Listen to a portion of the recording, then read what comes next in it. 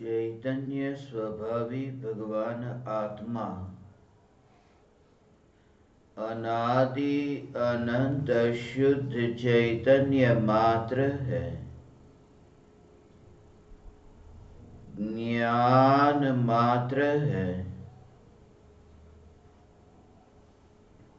मैं शुद्ध चैतन्य मात्र, ज्ञान मात्र भगवान आत्मा हूँ। प्रति समय यह जागृति बनी रहे।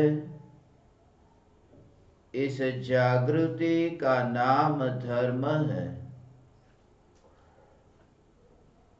देह की प्रत्येक क्रिया के काल में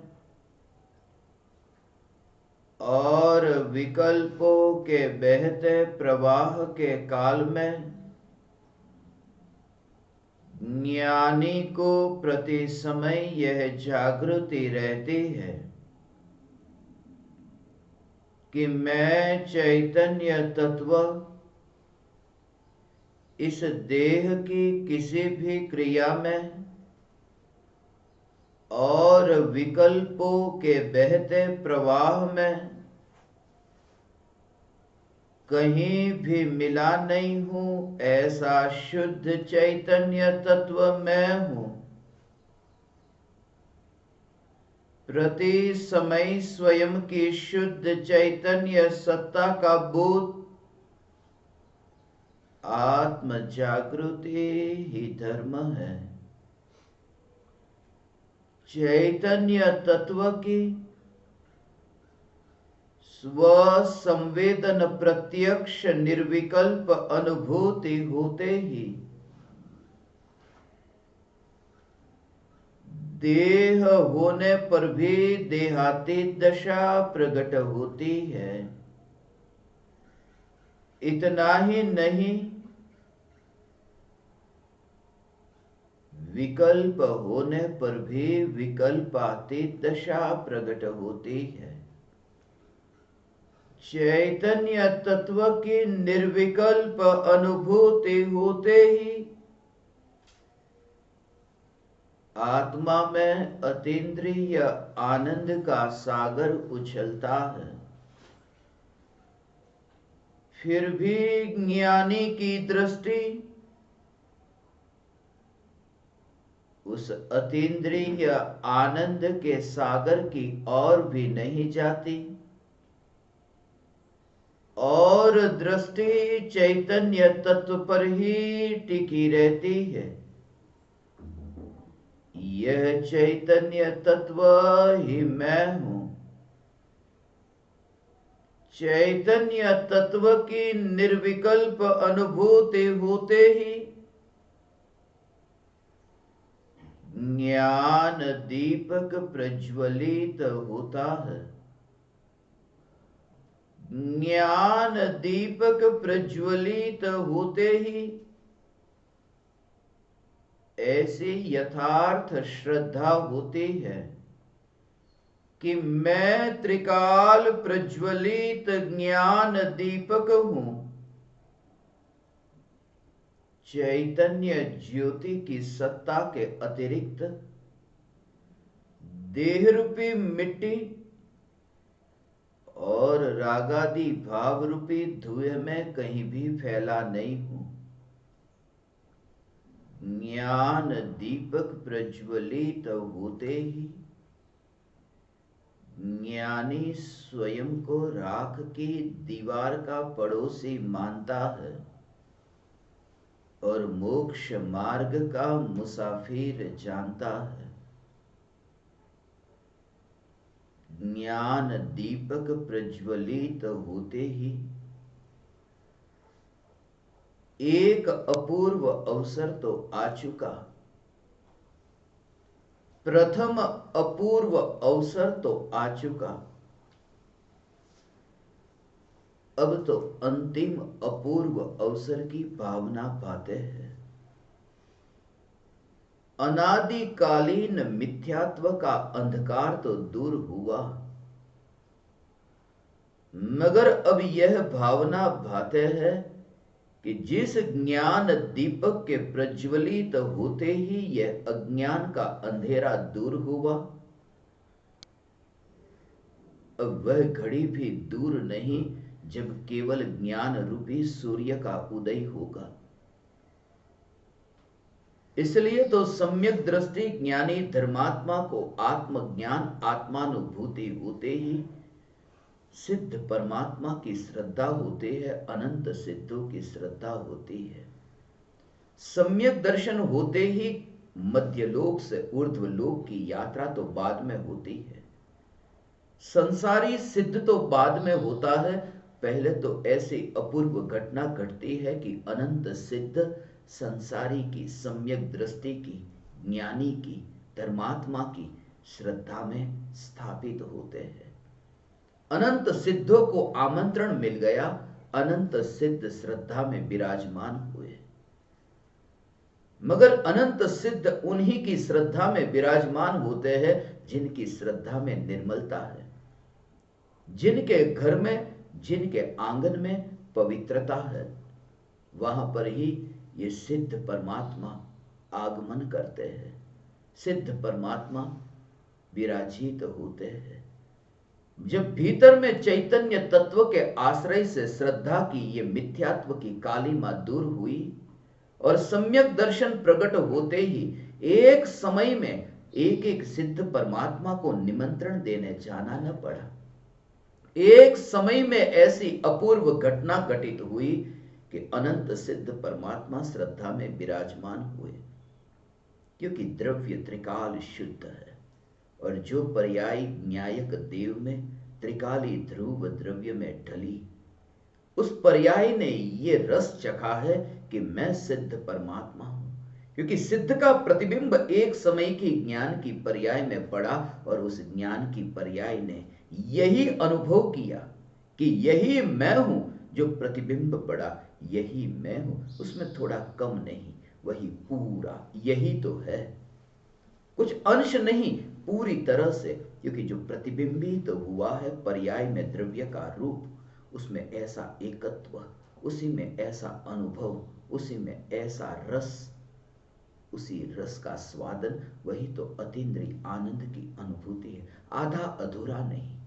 जैसे शेर भले ही सामने हो मगर दर्पण में शेर का प्रतिबिंब पड़े, भले ही तुम्हें पता है कि यह दर्पण में शेर नहीं है, फिर भी शेर का प्रतिबिंब जिस दर्पण में पड़ा और वहां पर दर्पण को देख के ही तुम्हें ऐसा नहीं लगता कि यह आधा अधूरा शेर है। तुम ये नहीं देखते कि यह शेर दर्पण में प्रतिबिंबित हो रहा है तो कुछ अंशों में अधूरा है। भले ही यह सत्य है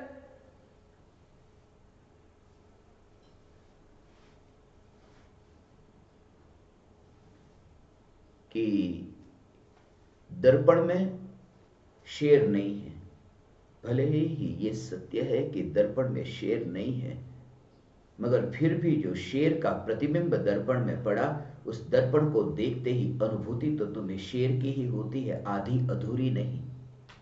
भले ही यह पता चला कि पर्याय में द्रव्य नहीं है, द्रव्य तो द्रव्य की सत्ता से बाहर निकलता ही नहीं है, द्रव्य तो त्रिकाल ध्रुव है, मगर जिस पर्याय में द्रव्य प्रतिबिंबित होता है उस पर्याय में, जो पर्याय में वेदन हुआ उसमें द्रव्य का परिपूर्ण स्वरूप, वहां द्रव्य में जो परिपूर्ण शक्ति, अनंत शक्ति है, वो पर्याय में वेदन में आती। इसलिए तो सम्यक दृष्टि ज्ञानी धर्मात्मा स्वयं को अपूर्ण नहीं मानता।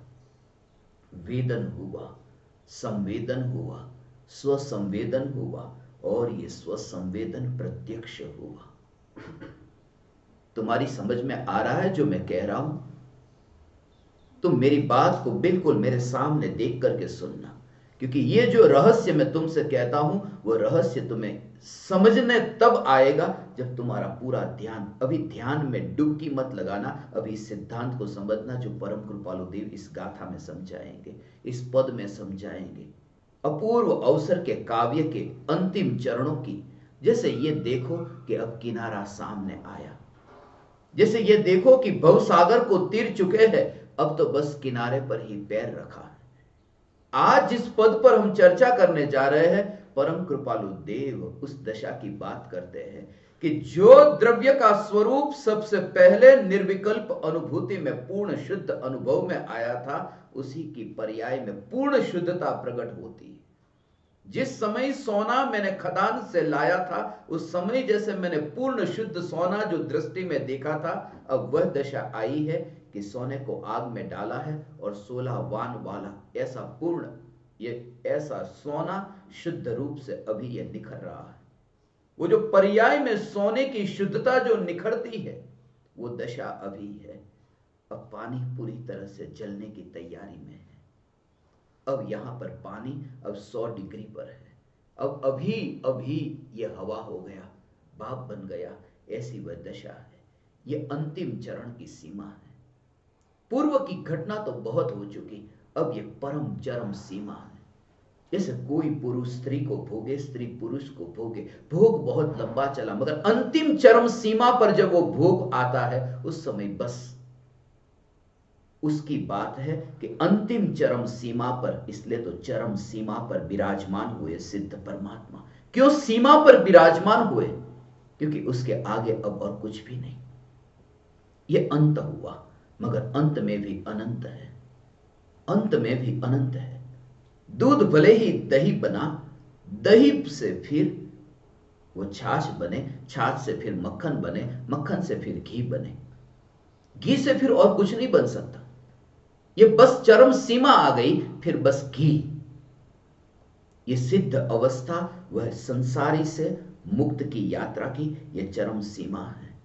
और उस समय जो ये चरम सीमा पर यह पहुंचा है, उस समय की दशा जो है वो बहुत निराली है, भेद से पार है। संसार का व्यय हो रहा है, मोक्ष का उत्पाद हो रहा है, मगर दोनों भेद की और वहां दृष्टि नहीं। प्रकृति में दोनों है, प्रकृति में द्वैत है, प्रकृति में द्वंद्व है, द्वंद्व होने पर भी दृष्टि है अद्वैत पर। भले ही वहां पर दो नयों के भेद है, मगर दृष्टि है नयातिक्रांत पर। भले ही वहां दो पक्ष है, मगर दृष्टि है पक्षातिक्रांत पर। भले ही दोनों हो प्रकृति में, मगर उसका विकल्प नहीं, क्योंकि प्रकृति का स्वभाव ही है यह दो रूप में होना, यह दो रूप में होना। क्योंकि यहां पर सदा एक नहीं होता। यहां दिन होता है तो आधी रात भी होती है। अकेला दिन नहीं, 24 घंटे का दिन नहीं होता। यहां करीब 12 घंटे की यहां दिन और 12 घंटे की रात है। ये दोनों यहां है। यहां अकेला सफेद नहीं होता, यहां काला भी होता है। यहां अकेला उदय ही नहीं होता, यहां अस्त भी होता है। यहां अकेले राम नहीं होते, रावण भी होते हैं। यहां अकेले किशन ही नहीं होते, कंस भी होते हैं। यहां अकेला जन्म ही नहीं होता, मृत्यु भी होती है। यहां अकेले पुरुष ही नहीं होते, स्त्री भी होती है। यहां पर अकेला आत्मज्ञान ही नहीं होता, मिथ्या ज्ञान भी होता है। अकेला प्रकाश ही नहीं होता, अंधकार भी होता है। यहां विश्व की व्यवस्था ही ऐसी है कि अकेला द्रव्य नहीं होता, पर्याय भी होती है। यहां अकेली वितरागता नहीं होती, राग द्वेष भी होते हैं। यहां अकेला मोक्ष ही नहीं होता, संसार भी होता है। फिर भी जिस मोक्ष की प्राप्ति होती है, उस समय न मोक्ष न संसार, जिस ध्रुव ज्ञायक देव में उपयोग ढलता है और वह दशा प्रकट होती है, उसके अपूर्वता के बारे में मैं कुछ रहस्य कहूं। सबसे पहले निर्विकल्प अनुभूति के काल में ये जो पक्षातिक्रांत होता है, समस्त नए पक्षों को जो लांघ जाता है, उसका उल्लंघन कर देता है।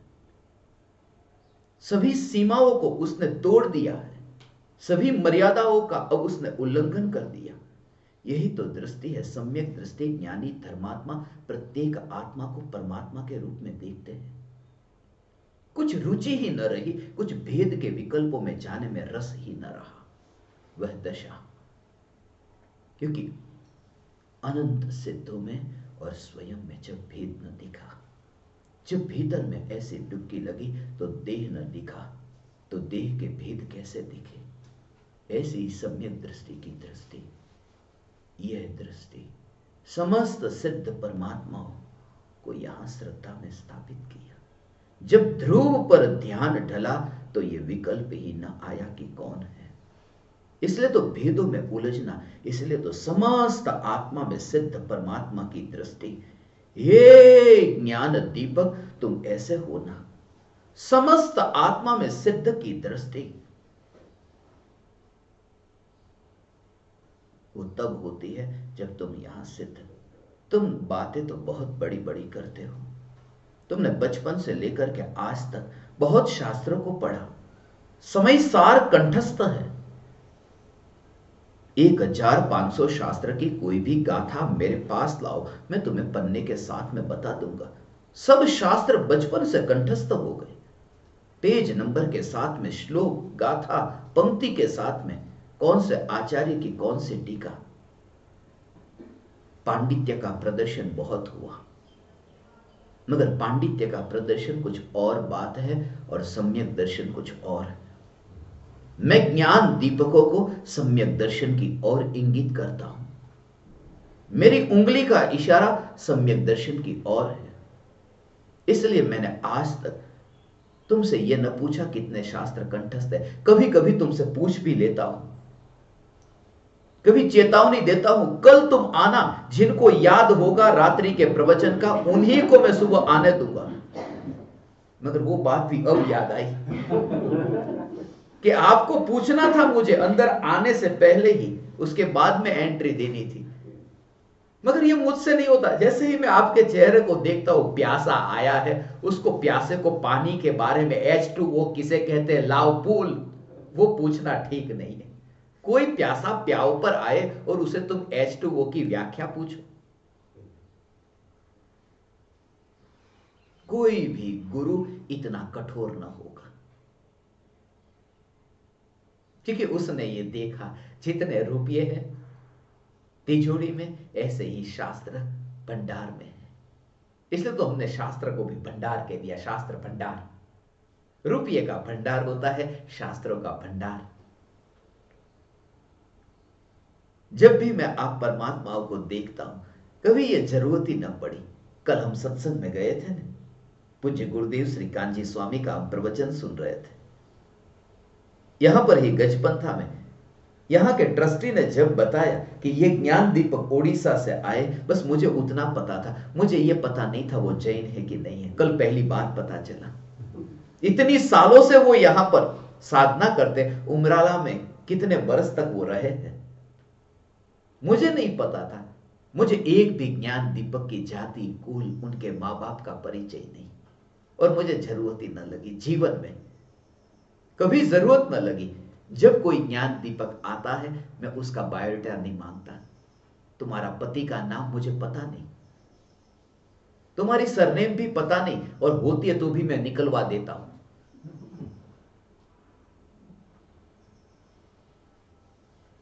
क्या लेना देना। मुझे बस सिर्फ इतना कि भटकते भटकते ये मार्ग पर मुलाकात हो गई। इसलिए प्रतिदिन जब मैं आप परमात्माओं से मिलता हूं, एक मार्ग के रूप में देखता हूं, यह मार्ग पर यात्रा हो रही है, यह मार्ग पर यात्रा हो रही है। हे ज्ञान दीपक, कोई प्रयोजन ही नहीं। बात करना बहुत आसान है, प्रयोग करो। इसलिए मैं कहता हूं, अनंत सिद्धों के साथ में सिद्ध शिला पर बैठने की भावना पाने वालों और गुरुदेव के प्रवचन सुनकर के स्वयं को सिद्ध सिद्ध सिद्ध ऐसा बोलने वालों, एक बार अपने घर के नौकर को अपने पास में सोफा पर तो बिठाओ। और मैं सचमुच बिठाने को नहीं कहता, तुम्हारे भाव में तो ये आए। यदि कपड़े गंदे हैं, तुम्हें लगता है तुम्हारा सोफा बिगड़ जाएगा, मगर ये भाव से भी तुम दूर रहते हो कि वो नौकर, मैंने किताब में लिखा है,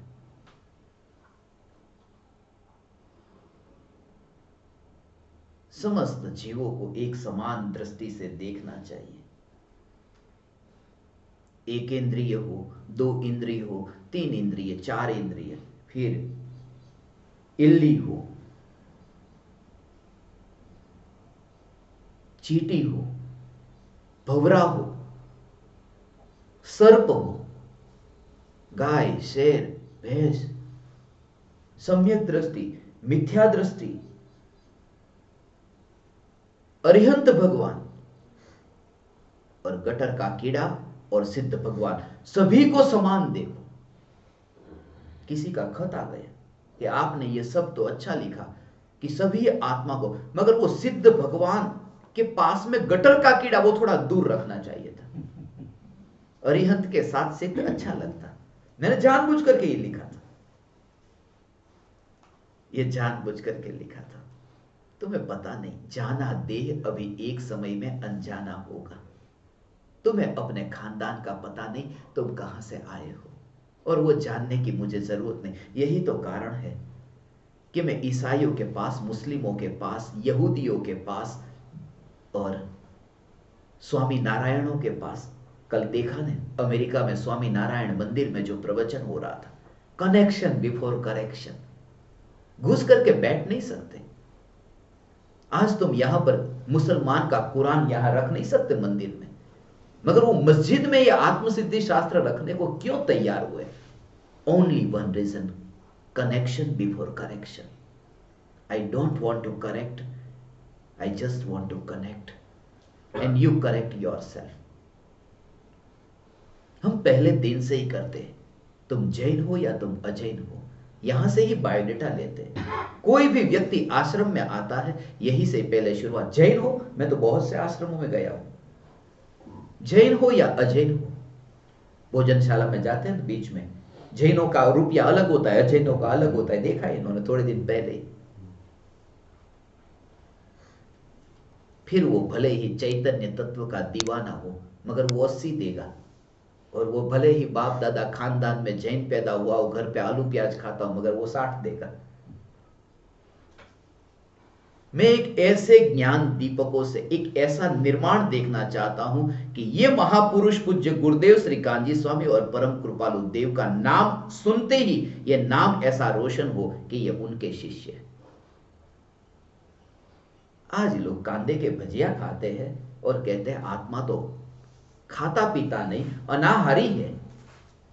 किसने कहा अनाहारी? कि गुरुदेव ने कहा, और उस व्यक्ति का नाम मुझे नहीं पता। नाम गुरुदेव का आता है कि गुरुदेव ने ऐसा कहा, तो गुरुदेव के शिष्य ऐसे होते हैं। तब तक तुम अपना नाम गुरुदेव के साथ में मत जोड़ना जब तक तुम में वो दोष दूर न हो, वरना तुम गुरुदेव को भी बदनाम करोगे। तुम्हें तो दुनिया नहीं पहचानती, गुरुदेव को पहचानती है। परम कृपालु देव आज जो रहस्य कहते हैं, सिद्ध अवस्था जब प्रकट होती है तो सिद्ध परमात्माओं के मेले में जब एक ये सिद्ध प्रवेश करता है, टिमटिमाते हुए दीपकों की संगति में एक और नया दिया गया, मगर जलते हुए दिए वहां प्रवेश पाते हैं, बुझे हुए जाते तो है मगर वापिस लौट आते हैं। निगोद के रूप में तो बहुत बार गए सिद्ध शिला पर, मगर वापिस लौट आए। जलते हुए दिए को वहां भीतर प्रवेश मिलता है। इसलिए जाना देह अनजाना हो, जाना देह न जाना हो, ऐसा ये चैतन्य तत्व का मार्ग है। ये मार्ग इतना विराट है, मगर हमने एक दीवार खड़ी कर दी। वो दीवार मैंने गिरा दी, और सिर्फ दीवार थी शब्द के आग्रह की, सत्य की दीवार नहीं थी, शब्द के आग्रह की दीवार थी। जब किसी कुएं पर किसी का अधिकार जम जाए तो फिर उसका पानी सभी को मिलना बंद हो जाता है। जब कुएं पर दीवार खड़ी हो जाए तो फिर सब पानी से वंचित रहते हैं। इसलिए मैंने पूरी पृथ्वी पर आत्मसिद्धि शास्त्र की पुकार तो की, मगर मैंने दिगंबर जैन की पुकार न की। दिगंबर जैन तो दूर, मैंने जैन भी न कहा, मैंने यही कहा चैतन्य तत्व। बस पहले उनसे कनेक्ट होना है, क्योंकि पूरी पृथ्वी शब्द पर अटकी हुई है। तुम कौन सा शब्द, जैसे तुम शब्द प्रयोग करो दूर भागेगी। आज तुम उनसे मिलो, उनसे कहो। लोग आग्रह, एक बार मेरी किसी दिगंबर से बात चल रही थी, मैं दिगंबर जैन हूं, दिगंबर, श्वेतांबर, जैन, अजैन ये सब भेद छोड़ करके एक चैतन्य की बात हो, छोड़ो ना, एक और रखो, सब एक और रखो, इस बात को बीच में लाने की जरूरत क्या है? कभी कभी ऐसा होता है ना, सत्संग होने के बाद में जब तुम्हें कहीं और अपन आश्रम में जाते यात्रा के लिए, फिर वहां लिखना पड़े कि तुम जैन हो। कभी कभी तो ऐसे ज्ञान दीपक है, ये सत्संग होने के बाद में चेक है बैंक में जमा किया, सामने वाले को बाउंस हो गया, सामने वाले ने कहा ये चेक, अब वो सत्संग सुन करके गया, ऐसा मस्त हो गया था, उसने सिग्नेचर किया चैतन्य चैतन्य चैतन्य। वो गलती में था, वो ठीक नहीं था, मगर मैं कहता हूं यदि वो भीतर की मस्ती में यदि हो जाए तो मंजूर है, भीतर की मस्ती हो ये हो जाए तो मंजूर है, क्योंकि वो तैयारी तुम्हारी होगी कि अब बैंक में अकाउंट बंद करो और वन में जाओ। अब तुम्हारी मुनि होने की तैयारी हो गई। मुनि वे ही तो होते हैं जो गृहस्थ दशा में अब पता नहीं रहता। इसलिए तो परम कृपालु देव ये कहते हैं, जब विचार करते हैं तब पता चलता है देहधारी है, पता ही नहीं। अब देहधारी का पता नहीं तो हिंदू देहधारी और मुसलमान देहधारी का क्या पता। मैं उस दशा में आपको देखना चाहता हूं कि ज्ञान दीपक चैतन्य तत्व का दीवाना हो।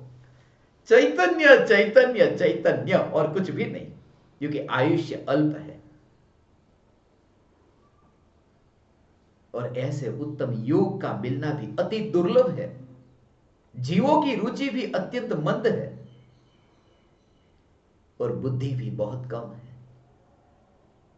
इसलिए मुझे यही विचार आया, रात को तो पता था मुझे, मगर आपको बोलने के बाद में ये सब 70 साल 80 साल के ये बूढ़े, ये सब 60 से ज्यादा ही सब, उनको अब मैं कहूं कि समय सार की 7वीं गाथा की 3री लाइन में क्या लिखा है, कल याद करके नहीं लाओगे तो गेट आउट,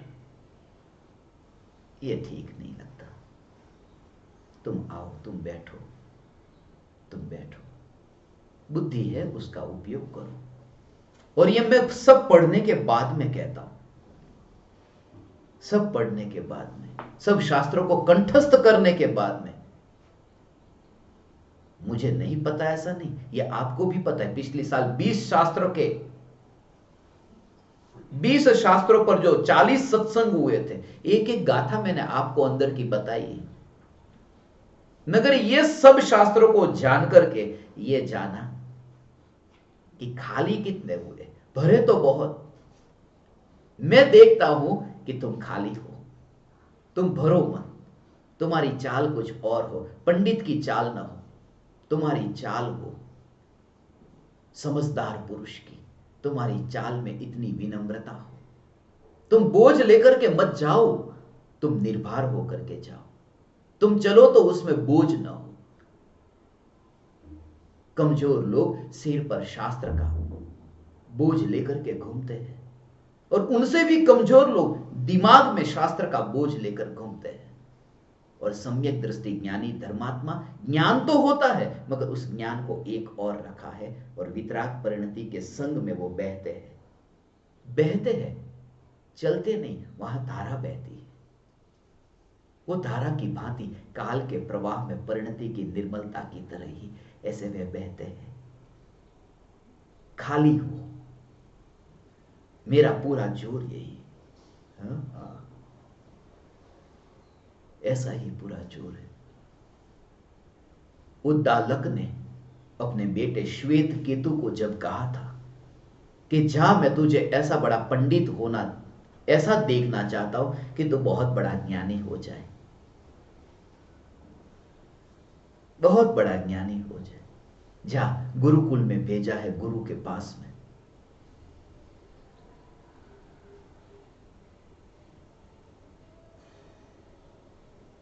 और वहां पर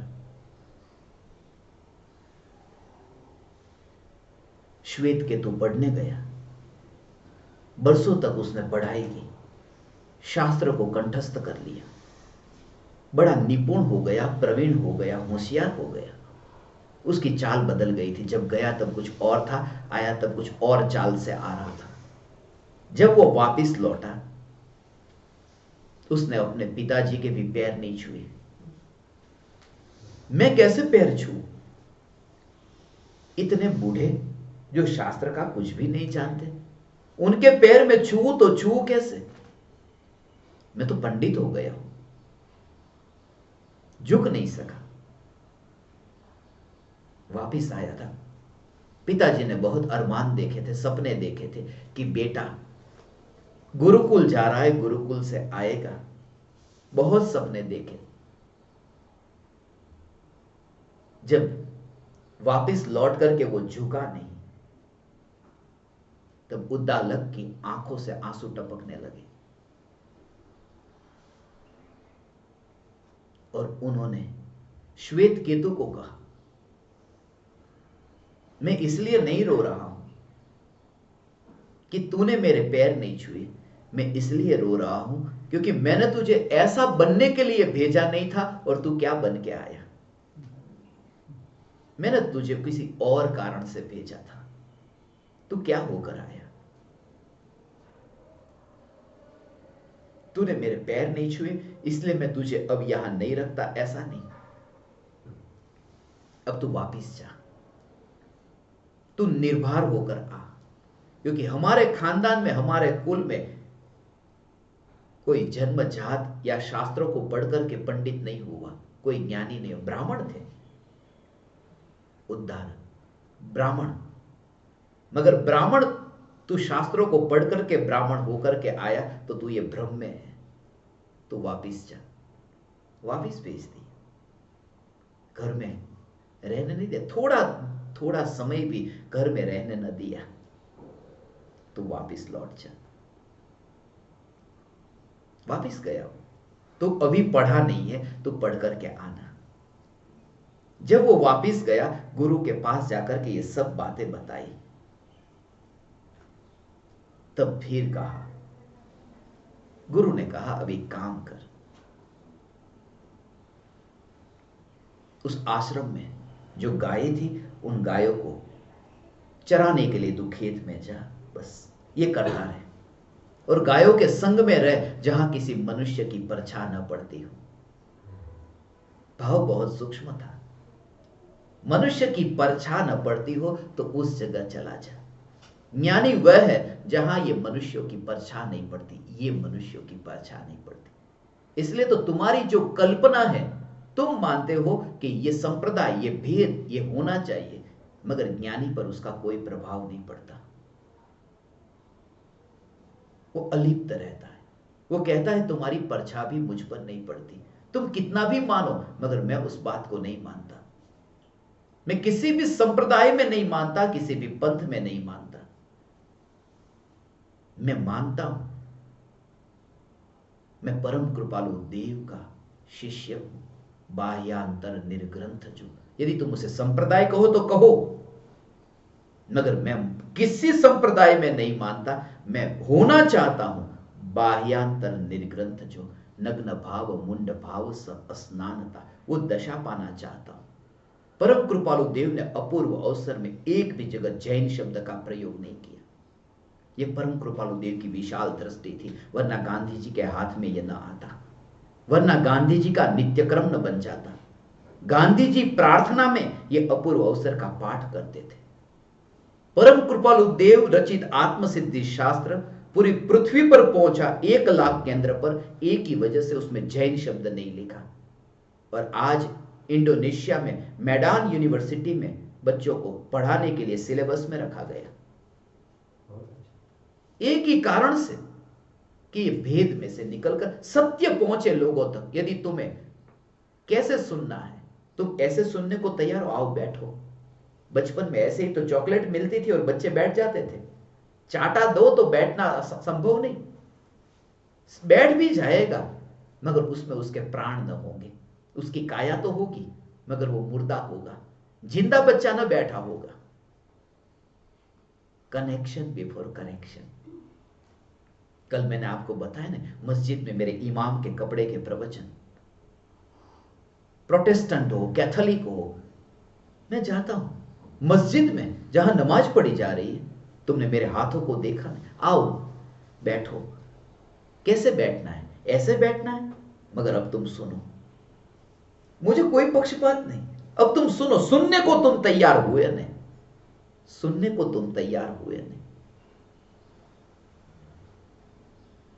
कहां कहां पर कैसे कैसे तुम बचोगे, कैसे कैसे तुम बचोगे। जिस घर में तुम रहते हो, पति है, पत्नी है, जहां पर रागी देवी देवताओं की मूर्ति हो, उस जगह तुम जाओ तो तुम गृहित मिथ्या दृष्टि हो। मूर्ति सामने हो और तुम गृहित मिथ्या दृष्टि। मिथ्यात्व मान्यता में होता है, वहां मूर्ति में नहीं। मेरी बात को समझना।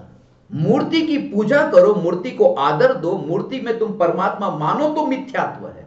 अब घर में एक पति है, पत्नी है, पत्नी ज्ञान दीपक है और पति बड़ी गणपति की मूर्ति ला करके खड़ी कर दी। अब पत्नी उसी घर में रहती है, रोज मूर्ति को देखती है, गृहित मिथ्या दृष्टि। वो क्या करे, सामने मूर्ति हो घर में, पति रोज झगड़ा करके वहां पर डिवोर्स लेने जाए। ऐसे बहुत से परिवार है, अमेरिका में तो ज्यादा है। जिस गांव में रहते हो वहां पर भी ये होगा। जिस स्कूल में तुम जाते हो, स्कूल में भी बच्चे को पढ़ाया जाता है। कल ही मैं कह रहा था ना, आज तो दादा का दिन है। बोले कौन से दादा? मैंने कहा हनुमान दादा, शनिवार का दिन है। हमको ऐसे ही कराते थे, जय हनुमान ज्ञान गुण सागर, जय कपीस तिहु लोक उजागर, रामदूत अतुलित। चालू करा दे शनिवार को सुबह, और बोलो आंख बंद करके ऐसे। और याद नहीं किया तो 40 बार लिख कर लाने का। अब वो बोले, अब बोलते रहे, 10वीं कक्षा तक पढ़ते, बोलते रहे। अब सम्यक दर्शन कैसे होगा? क्योंकि ये तो रामदूत अतुलित बल धामा, ये तो पूछ वाले ही है ना। वो वितरागी थोड़ी हनुमान दादा है। जहां पर वो पूज रहे, वहां पर जो हनुमान चालीसा लिखा, उन्होंने तो वो वानर वाले ही लिखा ना। वो जो रूप तो उनके अंदर वही है ना। मैं ये कहता हूं, बच्चा वो सम्यक दर्शन नहीं पा सकता, उसको ये बोलना पड़ रहा है। तो मैं ये कहता हूं कि जहां तुम रहते हो वहां उस रूप में तुम्हें रहना पड़ेगा। और तुम्हारी मान्यता, एक बात नहीं, मेरे पास में से हजारों कारण हैं, हजारों कारण हैं। ये तो मैं चुप होकर बैठा हूं कि पंडितों की सभा में चर्चा करने नहीं चाहता। मैं चुप होकर बैठा हूं, मगर इतना पक्का है, मुनि धर्म अंगीकार करने से पहले ये सब रहस्य खोल करके तो जाऊंगा। ऐसे ही नहीं जाऊंगा, ये रहस्य खोल करके तो जाऊंगा। असली क्या था और अब क्या हुआ है वो बता के जाऊंगा। चुपचाप न जाऊंगा। जो मैंने तुमसे कहा ना, कोई मुनि आत्मा के ध्यान में लीन है। तुमने तो मुनि को बांग्लादेश में कल्पना भी नहीं की, मगर भारत बांग्लादेश में चला जाए और मुनि आत्मा के ध्यान में लीन हो पश्चिम बंगाल में, बांग्लादेश हो गया। पाकिस्तान तो इतनी अपवित्र भूमि है। लोगों ने तो प्रतिज्ञा रखी थी ना, जब मैं पाकिस्तान में था, जब तक वापस न लौटेंगे पानी न पिएंगे। पाकिस्तान की प्रतिज्ञा रखने वाले कि पाकिस्तान से वापस लौट जाए, ऐसा देश है लाहौर। कहीं पर भी पता चले हिंदुओं को नीची जाति वाला देखते हैं। हिंदू जैसे तुम यहां पर नीची जाति वालों को छुआछूत का ऐसे देखे, और वहां पता चले। कल मैंने आपको बताया ना, ज्ञान दीपकों को मैं सब बताऊंगा। वो जो प्रवचन सुनने बैठे, वो जो इमाम है, वहां के जो हाजी है, वहां के जो काजी है, ये जो सुनने के लिए बैठे, हाथ से लिखा करके कि हमें भी ऐसा आत्मा प्राप्त हो जो आप कह रहे कि जिसमें न जाति है, न कुल है, न खून उसमें आता है, न हड्डी उसमें आती है, बस वही तो। और मैं उनको कुरान का प्रमाण देता हूं, कुरान का प्रमाण, चैप्टर नंबर 22 वर्स नंबर 37। क्योंकि मैंने पूरा कुरान पढ़ा, मैंने पूरा बाइबल पढ़ा। उनके सामने जाता हूं तो उनको कह करके फिर उसी को लेकर के पढ़ाना पड़ता है। उसमें लिखा है कि तुम जो अल्लाह के सामने ये बकरे का वध करते हो, उसका खून अल्लाह के पास पहुंचता ही नहीं है। ये क्यों? सिर्फ भाव से भक्ति करो। और उनको जब बता तो बोले कि हमारे इमाम ने तो हमको बताया ही नहीं था। कैसे बताएगा? इमाम को भी खाना है। फिर वो सुनते हैं कि ऐसा है तो और राज क्या है वो बताओ। फिर कहता हूं त्रिकाली ध्रुव न्यायक देव जो पर्याय से पार। वो बाद की बात है मगर कनेक्शन बिफोर करेक्शन।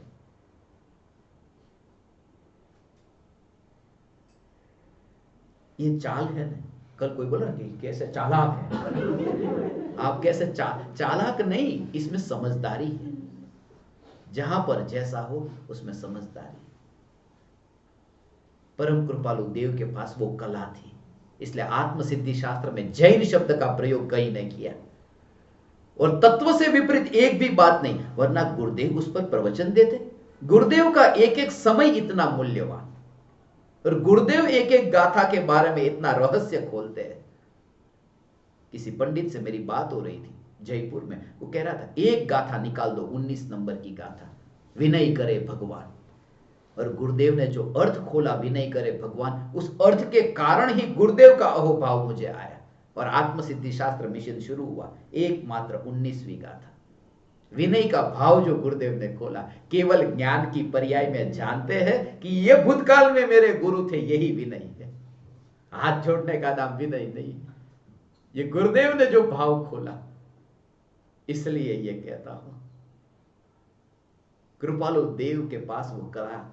कृपालु देव सयाने थे, कवित्व शक्ति तो थी मगर भीतर में एक गंभीरता भी थी, भीतर में एक उदासीनता की झलक भी थी। परम कृपालु देव सर्वांग रूप से उन्होंने सत्य को परखा था, जांचा था और फिर सब कुछ जानने के बाद फिर वे चुप हो गए थे। शतावधान के प्रयोग तो किए थे मुंबई में अंग्रेजी सरकार, शतावधान के प्रयोग करने के बाद भी जो छोड़ दे ये खेल है और कुछ भी नहीं। ईमानदार, ये खेल है। हैरी हुडिनी ने भी बहुत खेल किए थे मगर वो हमेशा कहता, लोगों को चकमा देता, ऐसा चकमा देता मगर ये कहता ये हाथों का खेल है और कुछ भी नहीं। वो चमत्कार नहीं करता जैसे तुम्हारे यहां पर के बाबा हाथ में से निकालते हैं, वो बाबा वो निकालते हैं हाथ में से, मुंह में से गोला निकालते हैं चमत्कार करके, जादू करके और कहते ये देवी शक्ति है। उसने ऐसा नहीं कहा, उसने कहा ये हाथों की सफाई है और कुछ भी नहीं। ईमानदार था वो, सत्य साई बाबा जैसा नहीं था जो खेल खेलता हो, छेड़खानी करता हो शिष्यों की श्रद्धा के साथ मगर कह न दे कि यह हाथों की सफाई और कुछ भी नहीं। हैरी हुडिनी ने वो कह दिया, ईमानदार था। परम कृपालु ने कह दिया ये और कुछ भी नहीं, ये खेल है शतावधान के, इसमें आत्मज्ञान की झलक नहीं है, आत्मज्ञान का कोई संबंध नहीं है। जाति स्मरण ज्ञान हुआ मगर ये कहा कि सिद्धों की जाति का मैं हूं, ये स्मरण में आए वही जाति स्मरण है। ये बुद्धि से पार होने की कला, ऐसी कला, हे ज्ञान दीपक, ऐसी कला तुम्हें प्रकट हो। परम कृपालु देव की विराट दृष्टि, शास्त्रों को पढ़ा, परम कृपालु देव को समय सार का गहरा ज्ञान था। सिर्फ ये चेहरा देख करके उनके वैराग्य और उदासीनता को मत देखना, उनके भीतर ऐसे ज्ञान की धारा बहती थी। समय सार पंचास्तिकाय संग्रह पर तो परम कृपालु देव ने टीका लिखी। पंचास्तिकाय संग्रह जिस टीका पर मुंबई में अपने सत्संग हुए थे आज से करीब 17 साल पहले, 2004 में प्रेमपुरी आश्रम में हुए थे। पंचास्तिकाय संग्रह की सब गाथाएं ली थी। तुम तो मिले भी नहीं थे, पैदा भी नहीं हुए थे, लाडले के रूप में। मगर ये कहता हूं ज्ञान कितना भी हो मगर भीतर में जागृति और बोझ नहीं, वरना बहुत खतरनाक बोझ हो जाता है। श्वेत केतु को गुरु ने कहा था कि ले ये 400 गाय, तू चला जा और जहां ये मनुष्य की परछाई न पड़े वहां चला जा और वापिस तो तब आना जब 1000 गाय हो जाए, बच्चे होंगे, उनके बच्चे होंगे, ऐसा करते करते गाय बढ़ती जाए, सालों लग जाएंगे, 1000 गाय। मगर वो रोज गाय के साथ में रहने लगा। कथा है, कहानी है, वो तो भूल ही गया, वापिस जाना है। ये कहानी है, ये कथा है। गाय ये कहती है, 1000 हो गई। गायों ने कहा, श्वेत केतु तुझे गुरु के पास जाना था, 1000 तो हो गई, तू जा। श्वेत केतु कहता है, मुझे तो याद ही नहीं रहा, अब कहां जाना है, अब कहां प्रदर्शन करने जाओ कि मैं ज्ञानी हो गए, मुझे तो पता भी न चला। मगर गायों ने कहा, गुरु का आदर करने के लिए जाना तो होगा नहीं। जाऊंगा, मैं कहां मना कर रहा हूं, तुमने जब कहा कि 1000 हो गए हम, तब मैं जाऊंगा। जैसे ही श्वेत केतु गुरु के पास गया और गुरु को जब हाथ जोड़ करके अत्यंत करुणा और अत्यंत वात्सल्य, अत्यंत प्रीति से, अत्यंत अहोभाव से जब गुरु के चरणों में झुका,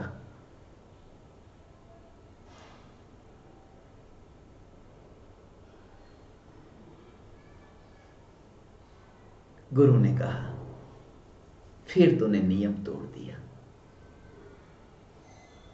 ले गुरुजी, मैंने क्या किया? फिर तूने नियम तोड़ दिया, तो 1001 गायों को लेकर के आ गया। बोले कहां 1001? बोले जैसी 1000 गायों की आंखों में मैं देखता हूं, तेरी आंख में भी बस वो गाय ही दिखती है। मुझे लगता है जैसे तू गायों के साथ में गाय जैसा हो गया। तो ऐसा ही भोला होकर के वापस लौटा। वो कहानी बहुत प्रीतिकर है कि जो गायों के साथ रहता है वो उनके जैसा हो जाता, उनके जैसा तो हो गया, अब तुझ में अंतर नहीं लगता। कृपालु देव यही कहते, यही कहते, अनंत सिद्धों के साथ में तू सिद्ध हो गया, अब तुझ में अंतर कैसे लगे? मैं तुझे देखता हूं। परम कृपालु देव का यह रहस्य, ये तो शुरुआत भी नहीं हुई और 50 मिनट बीत गई, अभी तो शुरू होगा। परम कृपालु देव ये कहते हैं, एक परमाणु मात्र नी मळे न स्पर्शता, पूर्ण कलंक रहित अडोल स्वरूप जो, शुद्ध निरंजन चैतन्य मूर्ति अनन्यमय, अगुरु लघु अमूर्त सहज पद रूप जो। एक परमाणु मात्र नी मळे न स्पर्शता, पूर्ण कलंक रहित अडोल स्वरूप जो। सिद्ध अवस्था की प्राप्ति होती है, एक परमाणु की भी स्पर्शना नहीं होती।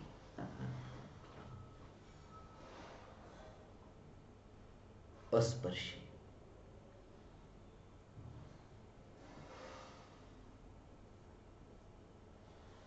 श्वेत केतु ब्राह्मण हुआ, उसकी बहुत सी कथाएं प्रीतिकर है, मगर ब्राह्मण से मुझे ब्रह्म स्मरण में आया, ब्रह्म से ब्रह्मचारी स्मरण में आया।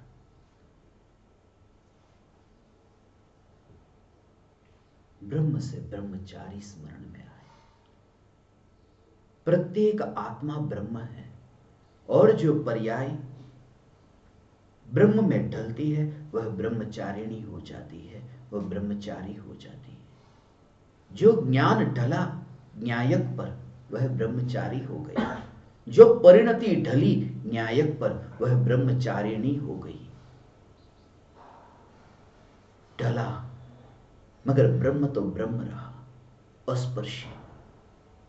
ढला मगर ब्रह्म तो ब्रह्म रहा। और प्रत्येक आत्मा ब्रह्म है, प्रत्येक आत्मा ब्रह्म है। ब्रह्म कहते ही तुम किसी अन्य संप्रदाय की बात मत समझना। ब्रह्मचर्य धर्म है। पर्युषण महापर्व के दिनों में कल आएगा आखिरी दिन, ब्रह्मचर्य का दिन। अंत में ब्रह्मचर्य कहा क्योंकि ब्रह्म से आगे और कुछ भी नहीं। ब्रह्म कहा। प्रत्येक आत्मा ब्रह्म है और प्रत्येक आत्मा ब्रह्म नहीं। प्रत्येक द्रव्य ब्रह्म है। और जो ब्रह्मचारी है, ब्रह्मचारी को स्त्री ब्रह्मचारिणी है, पुरुष ब्रह्मचारी है, दोनों को एक दूसरे से दूर रहना चाहिए, एक दूसरे की स्पर्शना न करनी चाहिए। एक दूसरे की स्पर्श ना हो तो ब्रह्मचर्य भंग होता है, ब्रह्मचर्य खंडित होता है। एक स्त्री दूसरे स्त्री की स्पर्शना न करे, ऐसी जो श्रद्धा। पूज्य गुरुदेव श्री कांजी स्वामी ये कहते थे कि तीर्थंकर परमात्मा के चरण जमीन को नहीं छूते। इसमें बहुत आश्चर्य नहीं है, खास बात तो यह है कि हमारे चरण भी जमीन को कहां छूते हैं, हमारे पैर भी जमीन को नहीं छूते, क्योंकि पैर के परमाणु और जमीन के परमाणु अपने अपने में है। पता तो चलता है बिना चप्पल के तुम गर्म जमीन पर चलो, तुम्हें गर्म का अनुभव तो होता है, तुम्हें लगता है कि ये छुआ तो है, मगर गुरुदेव कहते हैं नहीं छूता है। इसलिए नहीं छूता है क्योंकि पैर के परमाणु के उत्पाद व्यय द्रव्य और जमीन के परमाणु के उत्पाद व्यय द्रव्य अपने अपने में है। छूते ही नहीं, क्योंकि अपने अपने के उत्पाद व्यय द्रव्य की सत्ता को छोड़कर के पर में जाते नहीं, इसलिए छूते नहीं। इसलिए ज्ञानी को परमाणु परमाणु में छूता हुआ नहीं दिखाई देता, तो परमाणु परमात्मा से छूता कैसे दिखाई दे। और यहां तो बात पूर्ण शुद्धता की है।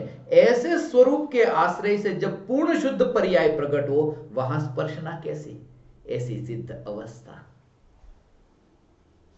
ऐसे सिद्ध के स्वरूप का चिंतन करते करते ये दशा प्रकट होती है। विकल्प से निर्विकल्प, एक परमाणु मात्र नी मळे न स्पर्शता,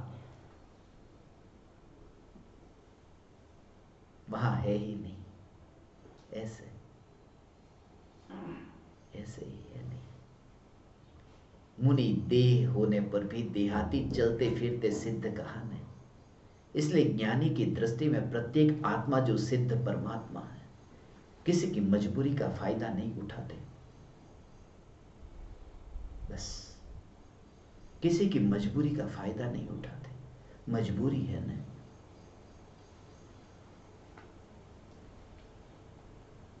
तुम लोगों को मैंने सफेद वस्त्र पहन करके आने को कहा था, पूरी तरह से सफेद, मगर तुमने मास्क ये रंगीन क्यों पहने?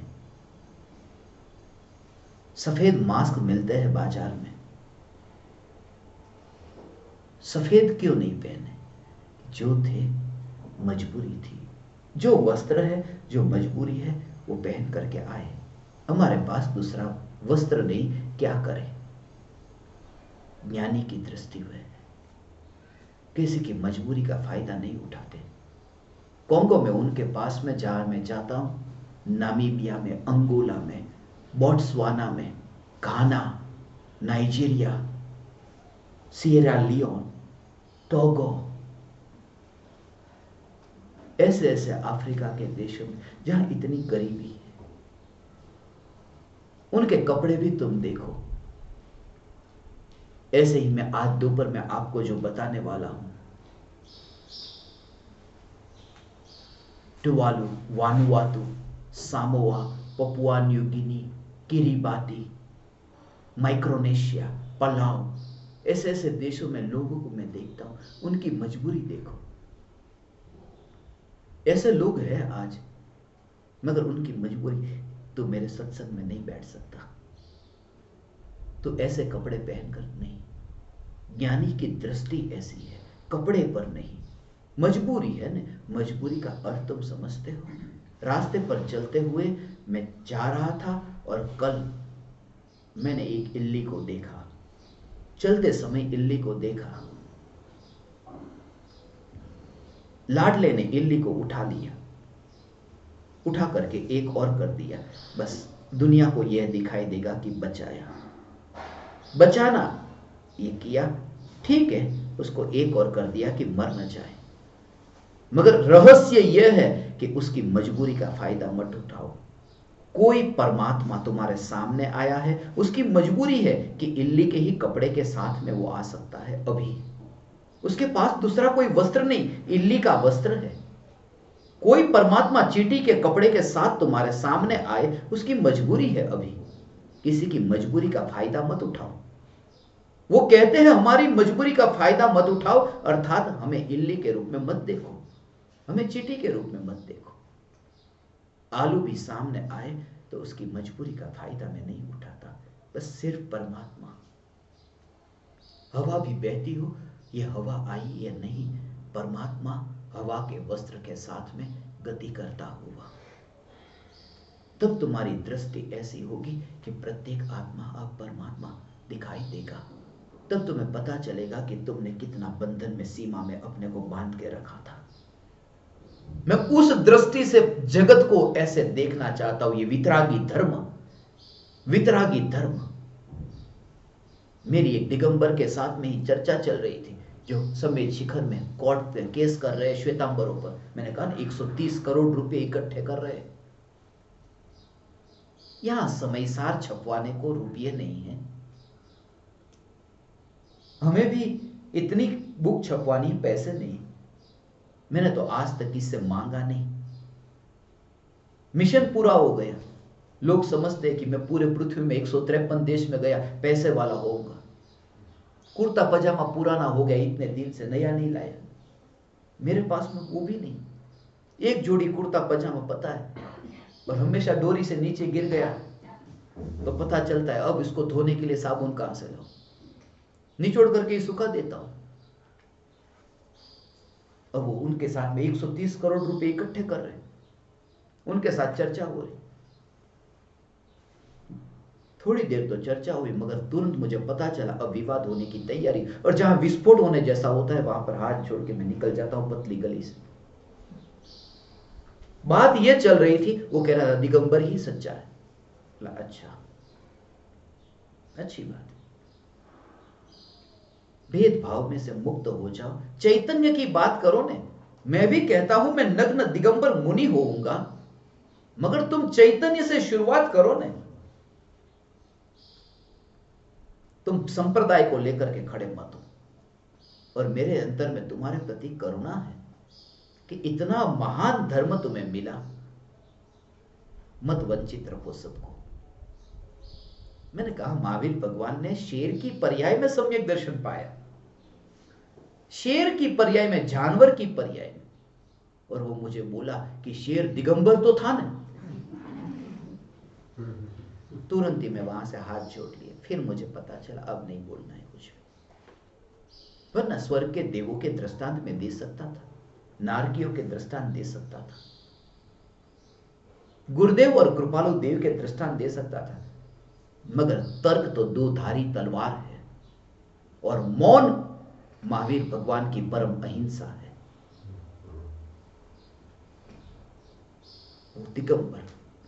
और उनकी दुकान पर जब मुझे उन्होंने बुलाया, मध्य प्रदेश की यह बात है, दुकान पर जब उन्होंने मुझे बुलाया, दुकान का नाम क्या था?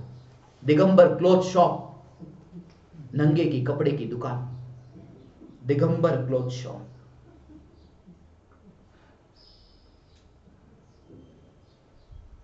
चैतन्य चैतन्य, ये सब सुनने के बाद में जब मैं चैतन्य चैतन्य चैतन्य बोलता, आपको कैसा लगता है? कैसा लगता है? ऐसा, क्योंकि वो जो बोझ था वो बोझ यहां पर था, यहां पर था, बोझ बन जाता है। इसलिए तो मैंने कहा ना, आश्रम बनाओ। बना लिया, उमराला में इतना बड़ा आश्रम बना है। यहां पर भी गजपंथा में आश्रम बनाने के लिए लोग कहते हैं अमेरिका से कि गजपंथा में आश्रम बना दो, अपना आश्रम बनाओ। मैंने उनको कहा आप जब भारत में आओ तब आपके लिए एक मकान बनवाते हैं। बोले क्या बात करते हैं, मकान क्यों बनवाना, हमारा घर वहां है, फिर दूसरा मकान क्यों बनवाना।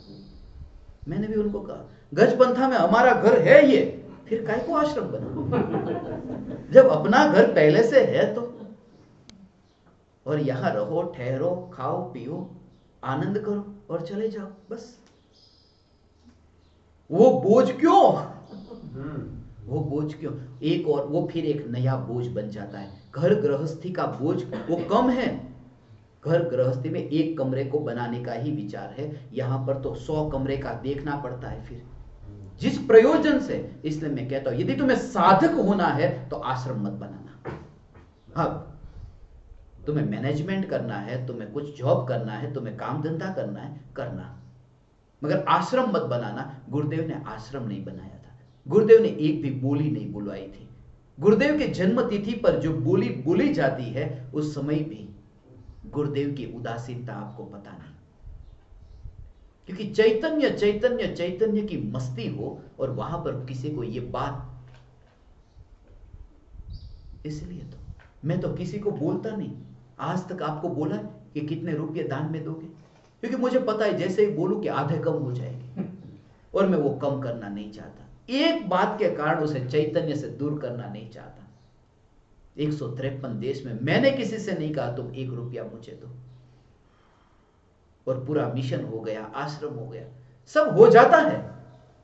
देने वाले आ जाएंगे, मगर मैं तुम्हें धर्म के साथ में रुपये को जोड़ना नहीं चाहता, चैतन्य के साथ में ये चांदी सोना जोड़ना नहीं चाहता। गुरुदेव की वह उदासीनता थी, इसलिए तो गुरुदेव गुरुदेव है, इसलिए तो गुरुदेव गुरुदेव है।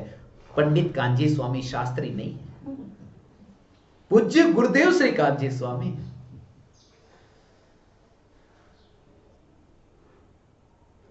हे ज्ञान दीपक, एक परमाणु मात्र नी मळे न स्पर्शता, पूर्ण कलंक रहित अडोल स्वरूप जो। कोई कलंक नहीं, पूर्ण रूप से कलंक रहित हो गए। रहित का मतलब है अब छूट गया, जुदा नहीं, रहित कहा। रहित और जुदा में अंतर है। जहां पर भी जुदा शब्द का या अन्य शब्द का या भिन्न शब्द का प्रयोग हो, वहां यह समझना कि उसके बिना, और जहां रहित हो तो वहां पर उससे छूट गया। जैसे दोनों में अंतर है कि मैं सिद्ध परमात्मा हूं और वर्तमान में राग का भाव है राग का भाव। तो मैं चैतन्य परमात्मा, देह अभी है, राग अभी है। तो मैं भगवान आत्मा देह से भिन्न हूं, राग से अन्य हूं, ये देह और राग से अलग हूं, मगर रहित नहीं हूं। सिद्ध परमात्मा राग से और देह से रहित है। रहित का मतलब जब पर्याय में वो दशा प्रकट होती है तब उसे रहित कहते हैं, देह रहित, राग रहित। और संसार में देह होने पर भी उसे अलग बताना हो तो कहते हैं देह से भिन्न है, रहित नहीं। तो सिद्ध परमात्मा है वो पूर्ण कलंक रहित, ऐसा अडोल स्वरूप जो, ऐसा अडोल स्वरूप स्थिर, ऐसा है। ये रहस्य अधूरा रह गया। आज शाम को ये रहस्य कहूंगा। ये रहस्य जो कहूंगा अडोल स्वरूप के बाद में मुझे एक बात कहनी थी। निर्विकल्प अनुभूति के संबंध में जो रहस्य, सिद्ध परमात्मा की निर्विकल्प अनुभूति, निगोद से निकलकर सिद्धशिला तक की यात्रा में ये पूर्णता की जो प्राप्ति होती है। बच्चा जैसे लेटा हो और मां उसे अपना हाथ रख करके छाती पर रखकर थपथपाती है, वो बात मुझे आज कहनी थी। मैंने इनसे कहा था, कल रात को हमारी चर्चा हो रही थी, यहां 2-2 माएं बैठी थी। गायों के साथ तो मैं कहां जाऊं, माओं के साथ में रहता हूं। वो दोनों बैठी थी, उनके समय मैंने कहा कि मां जैसे बच्चे को हाथ थपथपाती है। जब बच्चा लेटा होता है ना, छोटा बच्चा, तो छाती के ऊपर ऐसा ऐसा हाथ करती है। वो बहुत जोर से नहीं करती, धीरे धीरे धीरे धीरे वो देख, और बिल्कुल धीरे नहीं, मां को पता है कितना प्रेशर देना है। और ऐसा ऐसा करते करते ही बच्चा धीरे धीरे धीरे धीरे नींद में जाता है। मां बच्चे को नींद में भेज रही है जानबूझ करके, मगर मां जानती है उसमें वो फ्रेश होकर के उठेगा, उसमें उसका हित है उसका, थपथपाती है। मगर जब बच्चे को नींद आती है, नींद आते समय बच्चे में क्या भाव चलते हैं, और जैसे जैसे बच्चा वो धीरे धीरे धीरे धीरे सोता जाता है, और जब नींद लग जाती है उस समय क्या होता है, और मां क्या करती है, मां का हाथ क्या करता है, बच्चा क्या करता है। गुरु की पुकार जो है, चैतन्य की पुकार है, ये थपथपाना है। मगर उसमें भी लिमिट है, कभी कठोर, मगर फिर भी वो कुम्हार की तरह ऊपर से ठोकेंगे, नीचे से हाथ रखेंगे। ऐसे ही मैं इन लाडलों को पीटता हूं, जब पिटाई करता हूं, फिर वो चले जाते हैं। फिर उनको ही मैं फोन करके बुलाता था, उनको पता है आ जाओ अब। बोले ये क्यों, कभी पीटना कभी, कि अकेली पिटाई हो तो कभी आई ही नहीं, और पिटाई हो नहीं तो सुधरे ही नहीं, इसलिए दोनों। तो मां थपथपाती है, पता है कितना बैलेंस रखना है, बैलेंस के हिसाब से,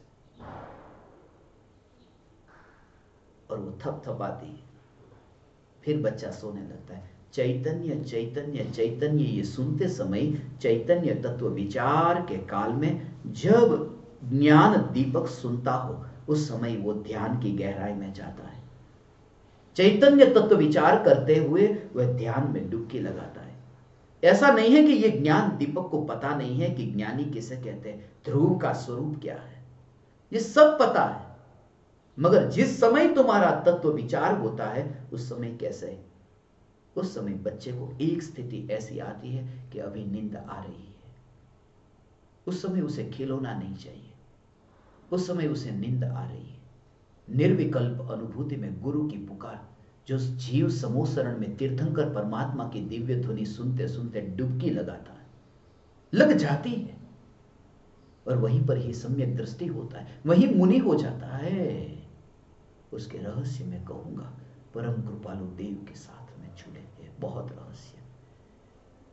मुनि हो जाते हैं, केवली हो जाते हैं, समोसरण में गया था अज्ञानी, हो गए परमात्मा। ऐसे जीव। मगर जब वो थपथपाती है बच्चे को, मेरा राजा बेटा, मेरा राजा बेटा, मेरा राजा बेटा, मेरा राजा बेटा, मेरा राजा बेटा, सोचा झूले पर भी वो जब झुलाती है, झुलाती है,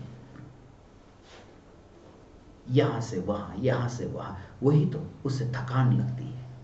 ये दृश्य देखते देखते देखते नए नए दृश्य से थकान लगती है, अगणित ज्ञेयों के भेद के विकल्प से फिर थकान लगती है, और साथ साथ में पुकार हो रही है, चैतन्य चैतन्य, और उस पुकार का भाव तो पता नहीं है। बच्चे को राजा का अर्थ पता नहीं है, मेरा राजा बेटा, सोझा बेटा, मगर उसमें वो नींद आती है। राजा तो पता नहीं, राजा का भाव पता चले तो जाग जाए कि मुझे राजा का, मगर शब्द बार बार, जिस शब्द का तुम अर्थ नहीं जानते, मनोवैज्ञानिकों ने इसके बारे में बहुत प्रयोग किए, जिनके साथ अमेरिका में और जर्मनी में मेरी चर्चा हो रही है। आज मेरी मीटिंग होगी, उनके साथ में दुनिया के ऐसे मनोवैज्ञानिक। इंग्लैंड में एक ऐसा कवि हुआ, कुलरीच। कुलरीच जो हुआ, उसके साथ में मेरा बहुत प्रेम है। उसने 7 कविताएं लिखी है। उनके दीवाने और उन पर संशोधन करने वाले जो मनोवैज्ञानिक है, आज मेरी उनके साथ मीटिंग होगी। कुलरीच, इंग्लैंड के महान कवियों में उनका नाम, और ये 7 कविताएं जो उसने लिखी है, जब उसकी मरने की घड़ी आई थी, उसकी मरने की घड़ी इसलिए मुझे याद है क्योंकि उसका जिस दिन मरण हुआ, उसी दिन मेरा जन्म हुआ है। 25 जुलाई के दिन वो मरा। 25 जुलाई के दिन वो जब मरा, उसे पूछा जा रहा था कि तूने ये 7 कविताएं लिखी। उसने जब खोला, 40,000 अधूरी रह गई थी। 40,000 कविताएं अधूरी रही। जब पत्रकारों ने उनसे पूछा था, जब मित्रों ने उनसे पूछा था कि ये 7 कैसे लिखी, उसने कहा ये 7 भी लिखी नहीं है, उतरी है ऊपर से। मैं नहीं लिखने वाला, और मैं कहना ये भी ठीक नहीं, क्योंकि मैं का भाव तो तब आता है जब तू का भाव हो। मैं ये कहता हूं कि जब तुम्हारी वह दशा आएगी, न मैं न तू, वहां अनुभूति मात्र, उसका वर्णन मैं करूंगा कि मां जैसे बच्चे की छाती पर थपथपाती है, उस समय उसे नींद आने लगती है, और नींद आ जाए तब तो कुछ सुनाई नहीं देता। नींद आ जाए तब तो बाहर में क्या हो रहा है सुनाई नहीं देता, मगर जैसे से नींद आने की तैयारी होती है, उस समय सुनाई देता होने पर भी उसका रस नहीं रहता। तुम देखो ना, कभी कभी तुम्हें नींद आने से पहले आई नहीं है, मगर कोई कोई बात करता हो, तुम्हें सुनाई देना धीरे धीरे अब कम होने लगता है। कान खुले हैं। तो चैतन्य तत्व विचार के काल में जब ये वाणी सुनते सुनते भीतर में जब विचार चलता है तो धीरे उसका रस मिटता जाता है। इसलिए अनुभूति तो तुम्हें जब होगी तब होगी। त्रिकाल ध्रुव न्यायक देव में डुबकी लगी, ऐसा विरला ज्ञान दीपक भगवान ऐसे डुबकी लगी। उससे पूर्व जो विचार चलेंगे उस समय तू बहुत बुरा है, तू अच्छा है, तू पापी है, तू पुण्यात्मा है, तू समाज में तेरे बारे में जो कहा जाएगा, उन वचनों को सुनते समय तेरा तेरा तेरा तेरा तेरा हाल ऐसा होगा जैसे बच्चे नींद आने से पहले ही वो सुनता होने पर भी उदासीन होने लगता है। निर्विकल्प अनुभूति से पूर्व अगणित ज्ञेयों के भेदों में रुचि ऐसे ही मिटने लगती। वही चैतन्य तत्व विचार की धारा है। फिर ये खिड़की, फिर ये दरवाजा, फिर ये कुर्सी, फिर ये स्त्री, ये पुरुष, उसमें ऐसा रस नहीं। फिर जानना जानना जानना जानना वो भेदों से हटने लगा। अभी अभेद नहीं हुआ मगर भेदों की रुचि अब कम होने लगी, मिथ्यात्व अब मंद होने लगा। मोह का अभाव न हुआ मगर मोह अभी गलने लगा। कपड़े की धुलाई नहीं हुई, पाउडर के पानी में भिगो दिया गया है। वो स्थिति ऐसी हो जाती होगी तुम्हारी वह स्थिति। उसके राज मुझे कल रात को 12 बजे तक मैं इनसे साथ बैठा था, फिर 1:42 पर मेरी आंख खोली। तब से मैं आपका इंतजार कर रहा था और उस इंतजार के कारण ही ये भूल गया मैं कि आपको मुझे पूछना है कल का होमवर्क लाए कि नहीं। ये बात ही भूल गया। मेरी बुद्धि आजकल कम हो गई है, पहले जैसा बुद्धि वाला मैं नहीं रहा। बुद्धि कम, याददाश्त मेरी कम हो गई। हे ज्ञान दीपक, परम कृपालु देव के इन वचनों के रहस्य को हम समझेंगे कि बच्चे को जब मां थपथपाती है तब बच्चा कैसे सो जाता है और मां की क्या हालत होती है, बच्चे की क्या हालत होती है और वो बच्चा नींद में क्या करता है, उसके राज में कहूंगा। आप समस्त ज्ञान दीपकों ने, साधकों ने मुझे अत्यंत विनयवान होकर सुना, प्रीति से सुना, मुझे सत्संग करने का अवसर दिया। मैं ऋणी हूं आप परमात्माओं का। आप परमात्माओं को मेरे हृदय के अंतःकरण से प्रणाम करता हूं। मेरे प्रणाम स्वीकार करें।